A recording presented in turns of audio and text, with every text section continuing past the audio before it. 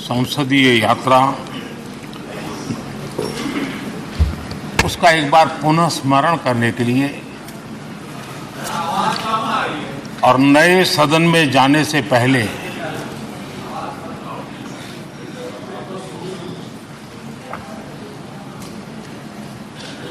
उन प्रेरक पड़ाव को, इतिहास की महत्वपूर्ण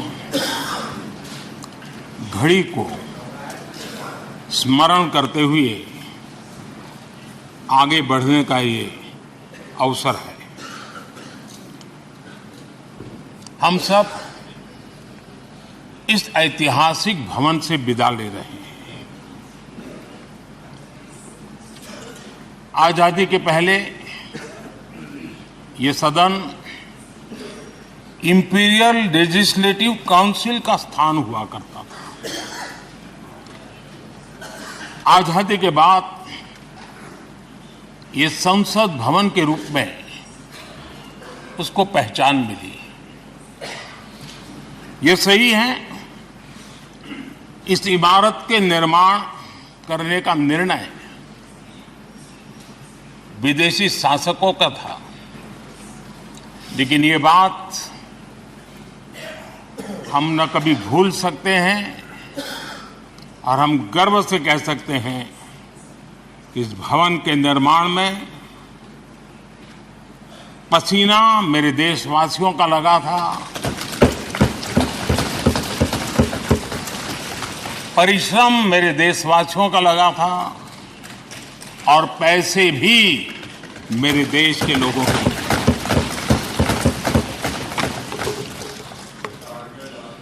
इस 75 वर्ष की हमारी यात्रा ने अनेक लोकतांत्रिक परंपराओं और प्रक्रियाओं का उत्तम से उत्तम सृजन किया है और इस सदन में रहे हुए सबने उसमें सक्रियता से योगदान भी दिया है और साक्षी भाव से उसको देखा भी है। हम भले नए भवन में जाएंगे, लेकिन पुराना भवन भी, ये भवन भी आने वाली पीढ़ियों को हमेशा हमेशा प्रेरणा देता रहेगा।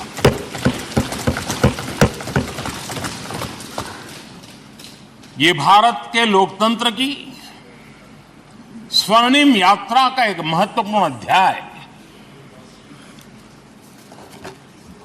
जो सारी दुनिया को भारत की रगों में लोकतंत्र का सामर्थ्य कैसे है, इसका परिचित कराने का काम इस इमारत से होता रहेगा। आदरणीय अध्यक्ष जी, अमृतकाल की प्रथम प्रभा का प्रकाश राष्ट्र में एक नया विश्वास, नया आत्मविश्वास, नया उमंग, नए सपने, नए संकल्प और राष्ट्र का नया सामर्थ्य उससे भर रहा है। चारों तरफ आज भारतवासियों की उपलब्धि की चर्चा हो रही है और गौरव के साथ हो रही है। ये हमारे 75 साल के संसदीय इतिहास का एक सामूहिक प्रयास का परिणाम है, जिसके कारण विश्व में आज वो गूंज सुनाई दे रही है। आदरणीय अध्यक्ष जी, चंद्रयान 3 की सफलता न सिर्फ पूरा भारत, पूरा देश अभिभूत है और इसमें भारत के सामर्थ्य का एक नया रूप, जो आधुनिकता से जुड़ा है, जो विज्ञान से जुड़ा है, जो टेक्नोलॉजी से जुड़ा है, जो हमारे वैज्ञानिकों के सामर्थ्य से जुड़ा है, जो 140 करोड़ देशवासियों के संकल्प की शक्ति से जुड़ा हुआ है, वो देश और दुनिया पर एक नया प्रभाव पैदा करने वाला है। ये सदन और इस सदन के माध्यम से मैं फिर एक बार देश के वैज्ञानिकों और उनके साथियों को कोटि कोटि बधाइयां देता हूं, उनका अभिनंदन करता हूं।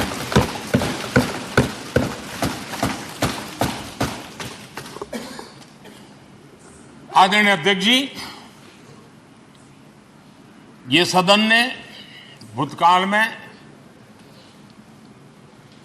जब नेम की समिट हुई थी, सर्वसम्मति से प्रस्ताव पारित करके देश के इस प्रयास को सराहा था। आज G20 की सफलता को भी आपने सर्वसम्मति से सराहा है।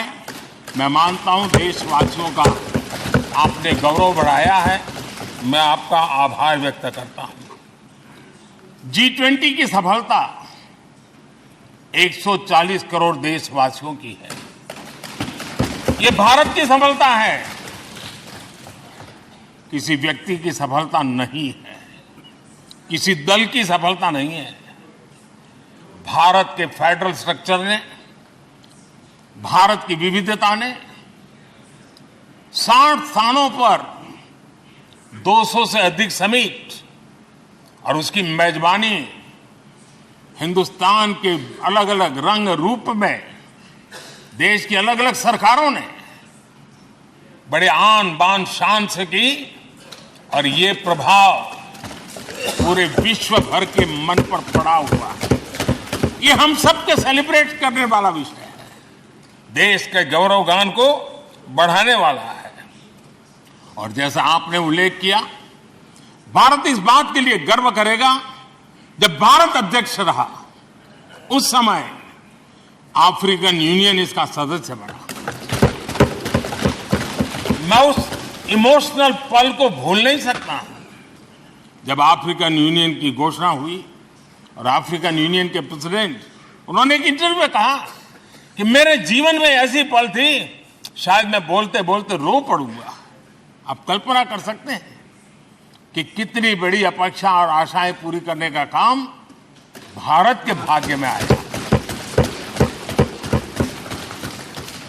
आदरणीय अध्यक्ष जी, भारत के प्रति शक करने का एक स्वभाव कई लोगों का बना हुआ है, और जब आजादी मिली तब से चल रहा है। इस बार भी यही था, कोई डिक्लेरेशन नहीं होगा, असंभव है। लेकिन ये भारत की ताकत है कि वह भी हुआ, और विश्व सर्वसम्मति से एक साझा घोषणा पत्र लेकर के आगे का रोड मैप लेकर के यहां से प्रारंभ हुआ है। और अध्यक्ष जी, आपके नेतृत्व में, क्योंकि भारत की अध्यक्षता नवंबर के आखिरी दिन तक है, इसलिए अभी हमारे पास जो समय है उसका उपयोग हम करने वाले हैं। और आपकी अध्यक्षता में दुनिया भर के ये जो G20 के सदस्य हैं, P20 पार्लियामेंट के स्पीकर्स की एक समिट, जैसे आपने घोषणा की, सरकार का आपके इस प्रयासों को पूरा समर्थन रहेगा, पूरा सहयोग रहेगा। आदरणीय अध्यक्ष जी, हम सबके लिए गर्व की बात है कि आज भारत विश्व मित्र के रूप में अपनी जगह बना पाया है। पूरा विश्व भारत में अपना मित्र खोज रहा है, पूरा विश्व भारत की मित्रता को अनुभव कर रहा है, और उसका मूल कारण है हमारे जो संस्कार है, वेद से विवेकानंद तक जो हमने पाया है। सबका साथ सबका विकास का मंत्र आज विश्व को हमें साथ लाने में जोड़ रहा है। आदरणीय अध्यक्ष जी, ये सदन से विदाई लेना एक बहुत ही भावुक पल है। परिवार भी अगर पुराना घर छोड़कर के नए घर जाता है तो बहुत सारी यादें कुछ पल के लिए उसको झकझोर देती है। और हम जब ये सदन को छोड़ के जा रहे हैं तो हमारा मन मस्तिष्क भी उन भावनाओं से भरा हुआ है, अनेक यादों से भरा हुआ है। खट्टे मीठे अनुभव भी रहे हैं, नोकझोंक भी रही है, कभी संघर्ष का माहौल भी रहा है और कभी इसी सदन में उत्सव और उमंग का माहौल भी रहा है। ये सारी स्मृतियां हमारे साथ हम सबकी साझी स्मृतियां हैं, ये हम सबकी साझी विरासत है और इसलिए इसका गौरव भी हम सबका साझा है।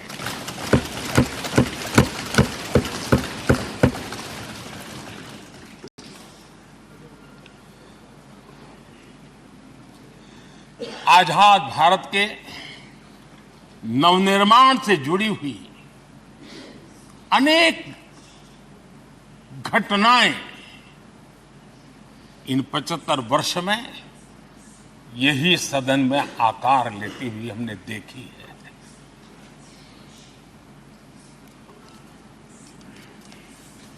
आज हम जब इस सदन को छोड़ करके नए सदन की ओर प्रस्थान करने वाले हैं तब भारत के सामान्य मानवी की भावनाओं को जहां जो आदर मिला है, सम्मान मिला है, उसकी अभिव्यक्ति का भी एक अवसर है। और इसलिए आदरणीय अध्यक्ष जी, मैं पहली बार जब संसद का सदस्य बना और पहली बार एक सांसद के रूप में इस भवन में मैंने प्रवेश किया तो सहज रूप से मैंने इस संसद भवन के डोर पक्ति पर अपना शीश झुका करके इस लोकतंत्र के मंदिर को श्रद्धा भाव से नमन करते हुए मैंने पैर रखा था। वो पल मेरे लिए भावनाओं से भरी हुई थी,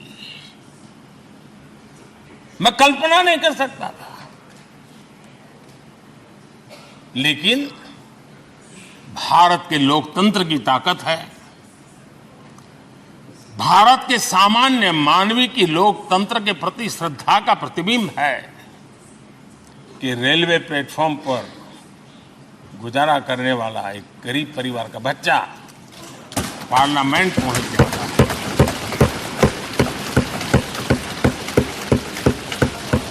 मैंने कभी कल्पना तक नहीं की थी कि देश मुझे इतना सम्मान देगा, इतना आशीर्वाद देगा, इतना प्यार देगा। सोचा नहीं था अध्यक्ष जी। आदरणीय अध्यक्ष जी, हम में से बहुत लोग हैं जो संसद भवन के अंदर जो चीजें लिखी गई उसको पढ़ते भी रहते हैं, कभी कभी उसका उल्लेख भी करते हैं।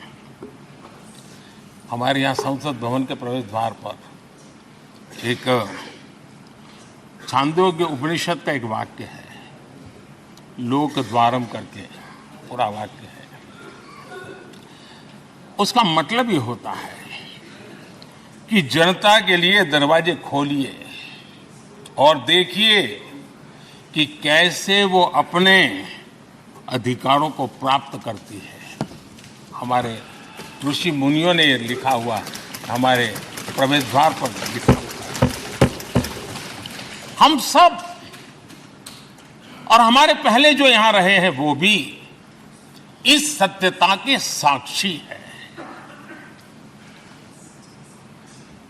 आदरणीय अध्यक्ष जी, समय रहते जैसे जैसे वक्त बदलता गया, यह हमारे सदन की संरचना भी निरंतर बदलती रही है और अधिक समावेशी बनती गई है।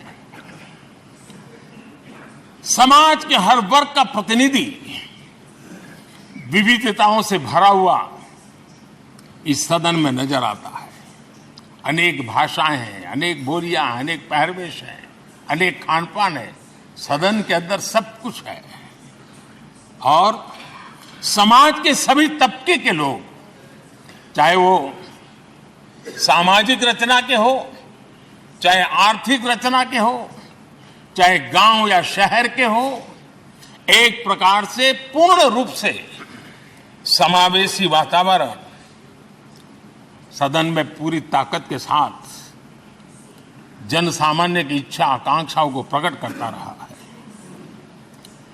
दलित हो, पीड़ित हो, आदिवासी हो, पिछड़े हो, महिलाएं हो, हर एक का धीरे धीरे धीरे योगदान बढ़ता चला गया है।